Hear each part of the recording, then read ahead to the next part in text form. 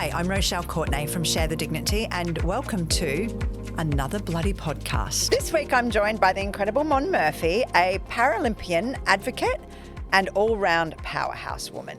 After a life-changing accident in 2014, Mon became a below-knee amputee and went on to win silver at the Rio Paralympics. I still get goosebumps when I say that. What a bloody legend.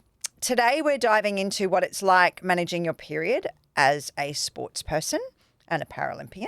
Today we're diving into Mon's story from the accident that changed her life and the realities of living with a disability and the part that doesn't often get talked about. Managing endometriosis and periods through it all and being a bloody great person. So welcome, Mon. Thank you for having me. I'm going to start with a would you rather question. Would you rather skip your swimming lesson because you have your period or wear a pad in your swimmers because you can't afford tampons? God, I'd skip the session. Yeah. For me, I have heard, and we have just worked with the Aqua English Foundation because I met Sarah and she told me this story about how refugees were coming here and their charity was there to help women learn to swim because a mother who learns to swim can save their family, right? And swimming is not something that they are known to have done, but that they're wearing pads into our public pools because they don't know what else to do. Yeah. That was like a light bulb moment for us. One is about how do we give them great education about what they can and cannot use when they're swimming, but also what is in the best interest of the community there as well. Put a bloody vending machine in every public swimming pool, right? Yeah. Back to when I got my first period, it coincided with a trip away for a swim meet. So I didn't want to miss the competition and I still wanted to race, but it was like, I'm going to have to use a tampon for the first time on my first period. And I was 13. And I remember mum asking the other mums what their daughters did. And they said that most of the time they would just use a pad for the day and just get up and race with nothing and hope that for that 30 seconds, if it was a 50-meter race, or 5 minutes, 10 minutes if it's a longer race, that they would just not bleed and would get away with it. Oh my God, in my head, there's a trail of blood and a shark coming after me, even in a public pool. Yeah. Imagine the anxiety that goes with, and I was not a swimmer, right? But that jumping off the blocks and that gun thing, that always made me feel sick. The last thing you want to think about when you're racing. Yeah. And, there's been stories and we've seen it happen where, when you dive, you've got to bend over and sometimes you'll see a string. And you'd be thinking everybody's looking there, so right? if we're ever in a training session and we see that, we obviously always let the person know. But it's string hanging. Yeah. Like that? When I was growing up, you did it very quietly because... Right. Okay, well, probably not me, you're my training friend, with boys and things as well. And for that competition, I did use a tampon. And for the first time? And we couldn't get it out. Wow. We could not get it out. This is a deep dive. Yeah, going straight in. Right. Okay. So when you couldn't get it out by yourself, did you then call your mum or your friends in? My mum, and she couldn't get it out either. Because you were probably so tense, right? Yeah, and probably first period I wasn't bleeding enough for it to, sort of be full and come out, and my body really wasn't ready for tampons, so we just had to give it some time. Okay. Gave it a Vaseline and... Right, okay, so... It was quite an experience. That'd be traumatic though, right? It was. For then thinking how you were going to use a tampon the next time if that was going to happen to you every time, for the next 6 months, I just did not train when I got my period. And it was about 6 months later, my dad said to me, he's like, look, I've told your coach what's going on. And I was mortified. Yeah. And let's think about it. You had a male coach or a female? Yeah. Oh, always male coach. Right. And if you think about it, I was so embarrassed that my dad had told my coach I'd gotten my period. But it had been 6 months and I was not training at a certain time every month. I'm pretty sure my coach had picked up. Yeah, but how interesting that the coaches in our whole entirety of sport, whether it's swimming or not, and swimming's more prevalent, right? Because you kind of can't really swim with a pad. Yeah, that's right. So you have to be at that stage where you need to be able to use a tampon or a menstrual cup or another internal way to be able to deal with it. Yeah, they were never trained to have conversations around it, right? ultimately, that's one of our goals, right? Is to make sure that everybody is adequately educated. Our bloody big survey showed that 50% of women actually didn't feel like they were adequately educated in menstruation. Yep. So how can we run the same race as men if we have periods and it's not even spoken about or have any understanding of it? Where did you grow up? I grew up in Canberra. Mum, dad, brothers, sisters? What have you got going on there? Mum, dad, one older brother. My parents divorced when I was 13, so I've got a stepmother. What did you want to be when you were a little girl? I wanted to be an Olympic swimmer. So you've always been a swimmer? Yes. Yeah.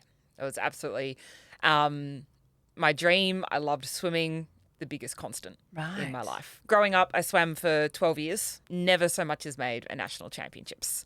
So that dream of being an Olympian always felt very, very, very far away.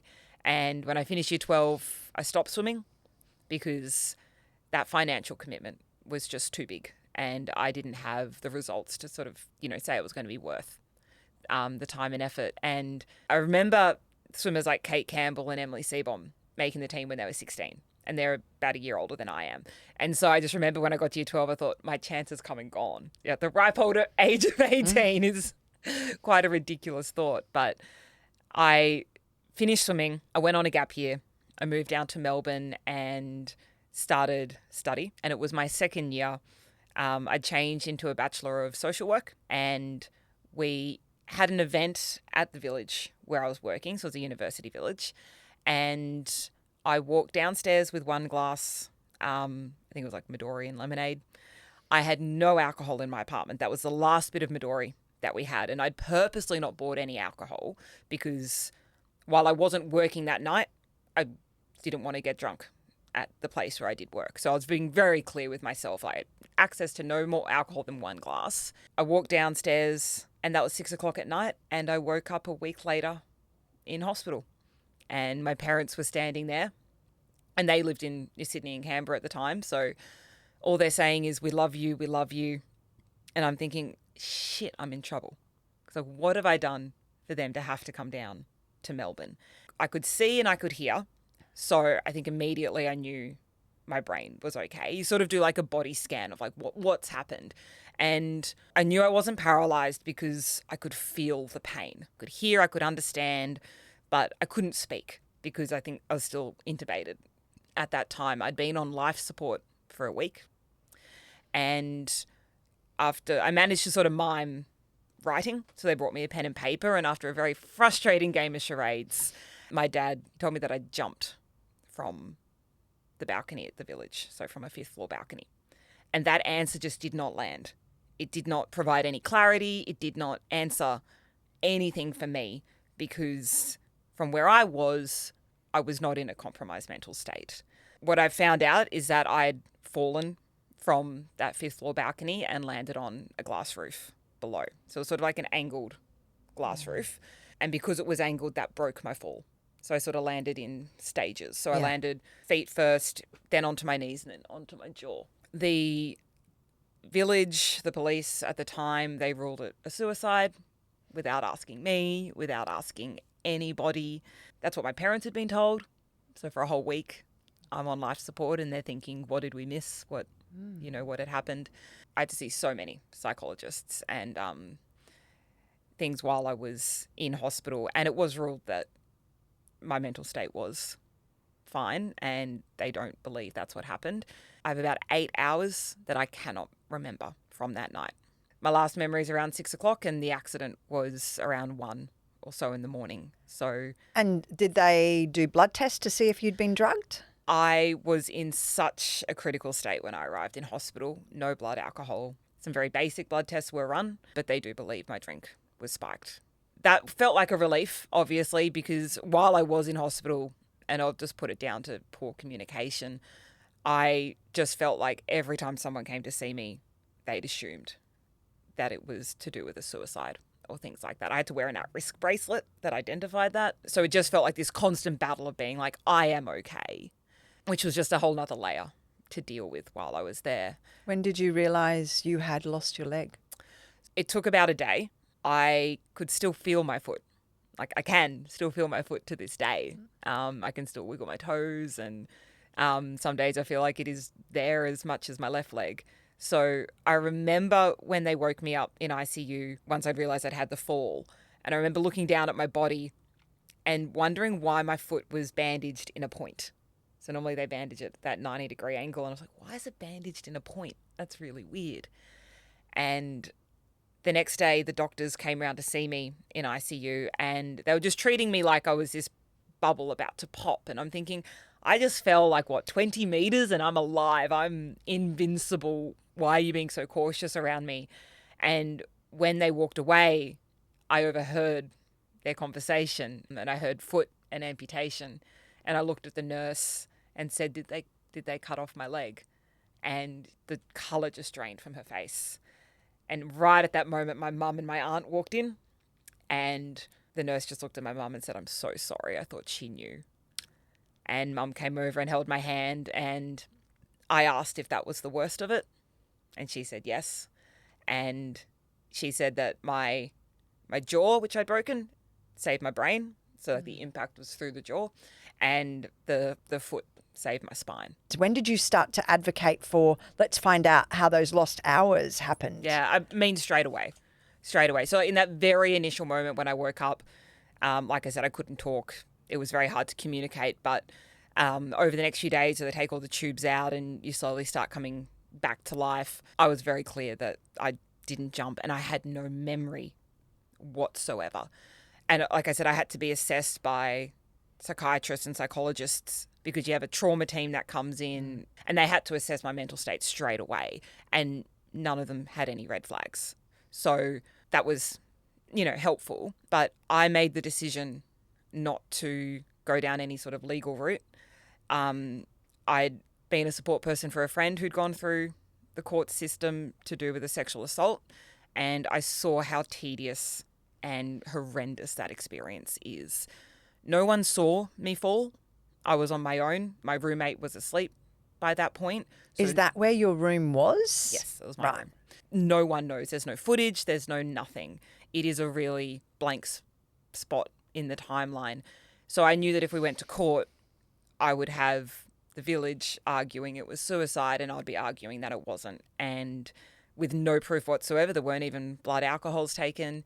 But I thought, if I go down that court pathway, I will really risk my mental health. That will be really dangerous. So when you woke up, was that not something that you would have flagged? Like, I didn't do this to myself. Somebody's done this to me. Can you check it? Did you what did your parents say? Because I would have They were told so sternly that it was a suicide. And, you think, I'm living away from home. Parents rightfully start to think, what did we miss? Yeah, they're just hoping I'm going to wake up. Yeah. That's what they're hoping for. They believe me. We had to go lightly because it was a lot to take on all of a sudden. My dad said he was just so reassured that when I woke up, it was me. And I didn't wake up, saying, oh, it didn't work or anything like that. There was so much to process in that time. I kind of knew if I looked into it and investigated it, it wasn't going to change anything, in the sense that it wasn't going to make my leg grow back, and it would just cost me so much financially, but also mentally.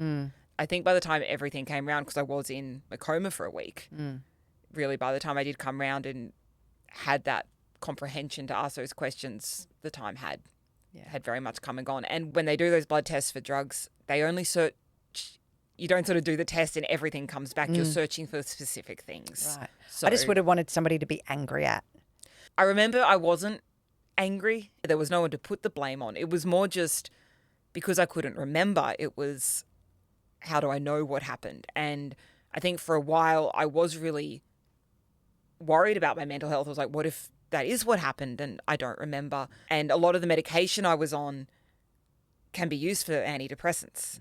So that was really jarring for me too. I was so scared going off them. I thought, what if I do go to this mental state they think I was in and I just don't remember? So it took a long time to really believe and trust myself. I was going to say, because that anger that you would have had to somebody else, you would have had that anger to yourself then, right? And I was at a village. I worked there. I'd lived there for a year prior. I know there was stuff going around. The people I'd seen that night had seen me. I was very clear. I did not want to know what happened in those 8 hours that I don't remember. I was very clear. The one thing I do know is that I was drinking other people's drinks Like I said, I didn't have any alcohol of my own. So who knows what then I was putting in my body. Was there any other incidences that night for other girls? No. No. No. Most of us have had too many drinks one night, right? But you always wake up with your body intact. So Yes. It's people like you who have your lives changed that have this power to think about things differently, right? Yeah. And it's not a club any of us want to be part of, but it's interesting to speak to people that have been through something like this because you just had to focus on you were alive. Yeah, and I only had so much energy, and it was like, do I put it into something that it might give me an answer, but it's not going to change what I've got to face for the rest of my life, and it's probably going to be draining and compromise my mental health, or do I put that energy into getting better? How old were you? 19? Yeah, 2 weeks before my 20th birthday. Wow. They're big decisions, big thought processes for a 19-year-old, right? And I still don't remember that night. 11 years later, I've got no memory whatsoever. I was conscious when I landed. I've been told I was conscious. So I'm very aware that those memories are in my brain. There were people in that room, so the roof I landed glass, on. The glass room. Yeah, there were. And some of them were my friends. And one came to visit me and he said, we all have to do mandatory counselling because of you. And I was like, yep, so do I. Yeah. All in, babe, all in. And I can't even walk away. So Yeah. And so when you first got your prosthetic, were you able to walk straight away? Or because there are pictures of you in wheelchairs and do sometimes you just get in a wheelchair because it's easier? Like the overachiever I am, when I got my first prosthetic, I started taking some steps on it straight away. I was just really curious. I wanted to know what it was going to feel like. And I do still use a wheelchair now and then. So with the leg, I wear this silicone liner. So it goes on like a sock. There's a pin at the bottom which clicks in to the prosthetic. But because it's silicone, it doesn't breathe. Like the skin won't breathe. So you get blisters, you get ingrown hairs. It'd be horrible in summer though, right? Oh my God, moving up to Queensland was terrible. So when those happen, I can't wear my leg because, a little blemish on your skin for me causes phantom pain. Yeah, right. So they're the days where I'll use my wheelchair. Yeah. It was a goal to walk out of rehab, which I did with crutches. And I was in Canberra for 3 months. Now, my stepmom's first husband is a paraplegic and also went to the Sydney 2000 Games. Right. So, he was like, we got another Paralympian in the family. He lent me his spare wheelchair, taught me how to use it. When I was with my parents in Canberra, it was very much, I had to cook dinner a few nights a week. I had to keep the place clean. My dad said, we're not letting you move back to Melbourne until we know you can take care of yourself. They struck the right balance between love and support, but then also pushing me to be independent. And I remember I would come out to the couch and in my wheelchair, lie down and be like, oh, I left my phone in the bedroom. And Dad would go, you've still got 2 legs. Go get it.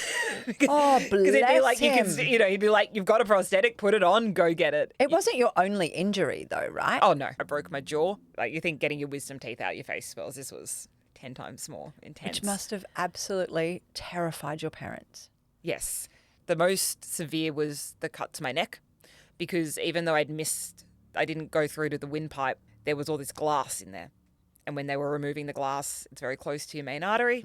And my dad had to sign those forms that said, I give you permission to do whatever it takes to save her life because they were really concerned they were going to nick those arteries. I broke my collarbone, couple of ribs, punctured lung, tore the tricep tendon off, my knee on my amputated leg. And then what I do say is a consequence of that accident was the endometriosis that was diagnosed 5 years later. And now I would have always had that, but the trauma and stress from the accident is what pushed those symptoms to become present and really quite, debilitating. And 2 years ago now, I had a hysterectomy. How old when you have to decide that having a hysterectomy is what you have to do? So I had the hysterectomy, I was 29, and I would have started thinking about it as an option when I was 28. Which is so extreme, right? Yeah. But the pain that I was living in was Did extreme. you ever, and this is very personal and you don't have, did you ever want to have children? Was that something? I do. Yeah. I did and I do. And how painful was that whole decision then from a mental perspective? I absolutely get the physical pain, but Yep. from a mental perspective, did you have to get counselling and things like that? Well, I see a psychologist. I did all the As we all do. Yep, as we all should. We should for free as well. Like, Absolutely. It should just be a maintenance thing, right? Yes. If we're all going to have a PT or do I training. have my best sessions when I'm in a good mood, Yeah, right. because that's when I think you're more willing to go deeper and actually look at things. My partner and I will be going down the surrogacy route. I'll be starting IVF later this year. That's the plan. Oh, that's exciting. That gave me goosebumps too. You'd be a fabulous mum. I've still got my ovaries, so we'll be doing You've IVF. still got your ovaries? Yeah, still have. God have them. bless you. So you've had a partial hysterectomy Yeah, then? so the uterus and Tell me about your endometriosis. So at what stage did you realise that you had a period that was not normal? I had the accident 2 months because I was still in hospital. I didn't have a period. And I remember when I got my first one after the accident, I went out to the nurse's station. I was at the rehab and I was like, I need some pads. And so she takes me over to the cupboard and she goes, now we don't have any pads, but we do have incontinence diapers. So I'll give you the men's one because it's actually more slimline than the women's. And so I'm messaging my friend going, please bring me some pads tomorrow.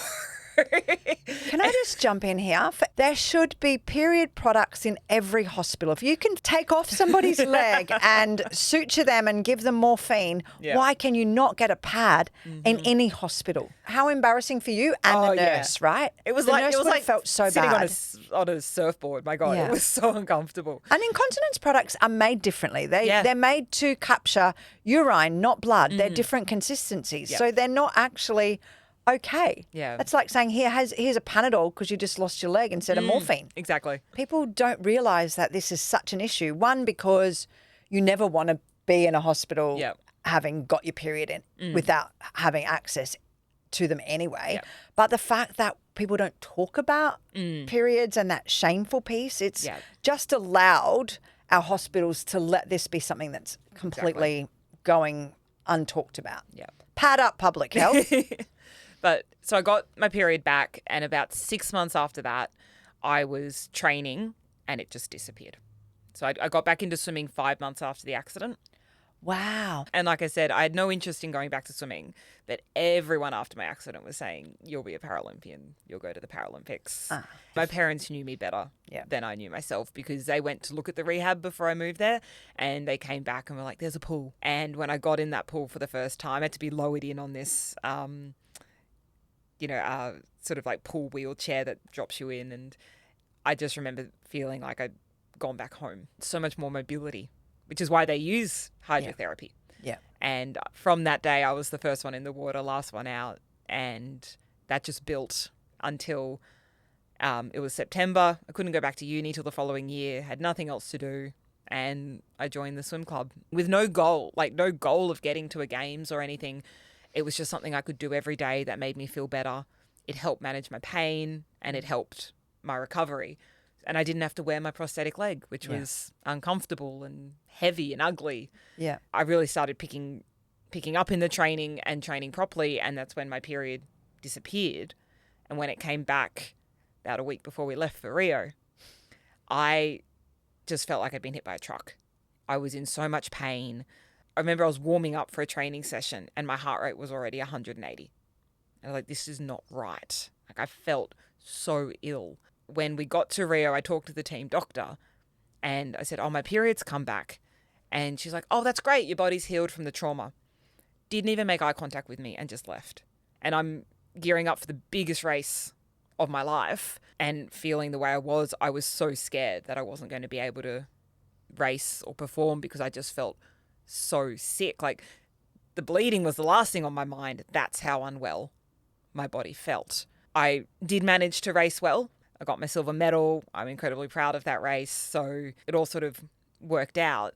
But it was the following year that I'd get my period sort of every 2.5 months and it would just destroy me. I would go to the doctor for gastro. That's what I thought I had. And then I would start bleeding. And when I brought that up to the doctor, she laughed at me and was like, periods, and you think they're related? They're not related. Like, I used to get chronic diarrhea when I had my period all the time, right? Which is the worst timing for it. But no one ever connected the two things, right? I used to have to get out of training often to go to the toilet because I had such bad diarrhea because it really affected my gut. And I remember my coach once said to me, he's like, Mon, you can just pee in the pool. And I was like, no, we're not doing like. You're not allowed to do that. That's like a big blue circle will come around you. Isn't that the truth? No. Don't let anyone else not believe that because I don't want to swim in that pool. Those who pee in the pool and say they do, and those who do and say they don't. Yeah. These are the pools that we all go and frolic with our kids in after. Probably can't. That's why there's chlorine. That's why there's chlorine in them. But I remember my coach being like, stop getting out of the training session so many times. And I was like, I'm not getting out to pee. Yeah. You want me to be using the toilet right now. Absolutely. Yeah, it was dawning on me that year that something was wrong. It was 2019 that I did finally get that surgery. So I saw 14 doctors before I found a specialist who would listen to me. And he just straight away was like, it's endo and you need an operation. And I just qualified for the world champs. Was that surgery a success for you? Yes and no. Yes, I had an extensive removal of endometriosis, but because I went back to training, everything healed and stuck together. Right. So a year later, like the day we found out the games were being postponed, there were a few of us, due to COVID, a few of us booked in for those laparoscopy, and our amazing surgeon fought for the fact that they were not elective surgeries, got us in, and my ovaries had glued themselves to the pelvic wall. So he had to go in and sort of cut everything away again. So it's really, really hard because that 2019 team was my last team. So you had to pay for your surgeries as well? Oh, yeah. Yep. All of them are out of pocket. All of mine, even ones, it's like metal that I had put in my collarbone from the accident, getting that out because it was causing me severe pain. It's all considered elective. I've had close to 30 surgeries now. The 9 I had in hospital, all covered. The other ones, once I left, all considered elective and I've had to pay for them. I think that's the thing that some people don't realise is that having endometriosis, while it's debilitating from a pain perspective, it's exceptionally expensive. And you go into that surgery without a clear diagnosis. You're hoping they're going to find something and you're putting several grand on the line. So in your lifetime of being an athlete, was there ever period products available in your training bags or bathrooms, or you're just laughing? Not unless we put them there. Right. So, we'd have the ones we would bring ourselves, obviously. But yeah, it was our responsibility. Very much our responsibility. What could it have looked like for you if that had have been the case, that there were free period products in your training bag and your bathroom? And it would have meant that, those times, and it did happen, where I got out of training to go to the toilet and realised I had my period, I could just put one in there straight away, go back. Wouldn't have to do that walk back and forward, feel like everyone's watching you, your coach is figuring out what's going on, especially like around competition. Sometimes you get your period unexpectedly. It would have also just felt like it's not something we have to deal with, like that personal responsibility. As an athlete, you're in control of everything. There's so much to manage. And then you add on something like a period, and it wasn't something you talk to your coaches about, especially growing up. So it was really, that's for you to deal with quietly, off you go. If there had been things available, it would have changed that whole relationship we were having with, and changed the conversation, because it would have gone, this isn't something to be embarrassed about. We all have to deal with it. In a way, it's almost like it's like a quiet voice saying, we support you. What would you like to see happen moving forward? If you had a big magic wand, what would that look like in, and not just swimming, all sporting codes? I want to see coaches educated properly. Period doesn't have to be a hindrance to training. I've really struggled to get coaches to understand that having the occasional session off, like once a month, is not detrimental. Training through it is detrimental. Yeah. In the same way we look after shoulder injuries in swimming and knee injuries in netball, we can put preventive services in for periods. If something like endo or adno, if it does show up while you're competing, that's one thing. But so many athletes also find out these things when they start their fertility journey. Yeah. We're looking forward to a world where Mon has used her voice over and over and over again, and that things change in sport and workplaces and schools. You're planting a seed in a forest you won't get to experience. But the fact that we are starting to see some of that growth, especially around Share the Dignity, the changes that we are seeing. We got rid of the period tax. things like that. Like, we're seeing that forest grow, and that's And all of our voices are just watering it. So keep using your voice, and thank you for always helping us to share the dignity. Thank you. But thank you for being such a wonderful role model for so many people. Thank you for creating Share the Dignity.